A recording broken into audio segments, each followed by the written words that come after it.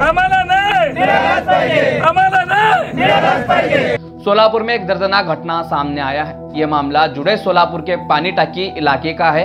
शाम करीब 6:30 बजे 45 वर्षीय घंटागाड़ी चालक गुरुसिद्ध हिरेमठ बेहोश होकर गिर पड़े। परिवार और साथी कामगारों ने तुरंत उन्हें शासकीय रुग्णालय में पहुंचाया, लेकिन डॉक्टरों ने उन्हें बचा नहीं पाए। पालिका प्रशासन का कहना है कि यह हादसा बाइक धोते समय हुआ। वहीं दूसरी तरफ कामगारों और परिवार का आरोप है कि कचरा संकलन केंद्र की बिजली व्यवस्था में खराबी थी और इसी वजह से यह हादसा हुआ। अब जांच में क्या सच्चाई सामने आती है, क्या नहीं, देखना पड़ेगा।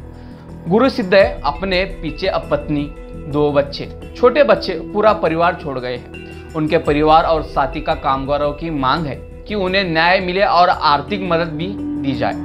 दोस्तों, ये सिर्फ एक हादसा नहीं बल्कि एक सवाल है कामगारों की सुरक्षा को लेकर।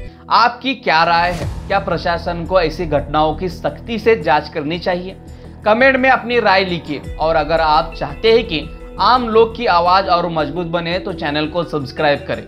मैं समीर आबादी राजा और आप देख रहे हैं सोलापुर की जनता। धन्यवाद।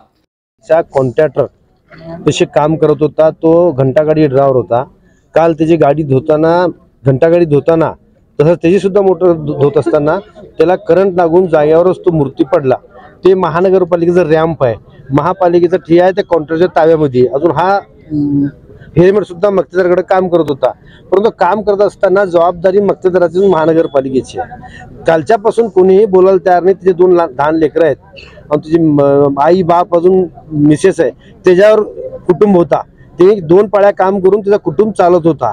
आज अचानक तो करंट लागून मयत झालेला आहे। हे खरं म्हणलं तर मक्तेदार जबाबदार असते। एका साध्या सेंटरिंग कॉन्ट्रॅक्टरांनी सुद्धा कामगारांवर इन्शुरन्स उतरत आहे। मग एवढी महानगरपालिकेचा करोडो रुपये उलाढाला करताय आणि त्या मक्तेदारांनी त्या कामगारावर कधीही इन्शुरन्स उतरवलं नाही। कालच्यापासून बोलतो त्याला काय तर त्यांना मदत करा, कोणी मदत करायला तयार नाही। महापालिकेत सुद्धा लोक कोणी यायला तयार नाही। आयुक्तांना सुद्धा रिक्वेस्ट केलं मी, आयुक्त म्हणले पाठवतो, त्यांनी सुद्धा पाठवलं नाही। उपायुक्तांना फोन केलो की आमच्याकडे कमिटी आलेली आहे, आम्हाला वेळ मिळत नाही। म्हणजे ह्याचा अर्थ असा झाला की कामगाराचा जीव एवढा स्वस्त झाला महापालिकेला अजून त्या मक्तेदारांना, असं मला वाटतं। यासाठी आम्ही इथं आंदोलन केलं। पोलीस खात्याने आम्हाला आश्वासन दिलं की आम्ही त्या मक्तेदाराच्या विरुद्ध गुन्हा दाखल करू। अगर आप सोलापुर की हर छोटी बड़ी खबर सबसे पहले जानना चाहते हैं तो चैनल को सब्सक्राइब जरूर कीजिए और बेल आइकन दबाइए ताकि एक भी अपडेट छूटे नहीं।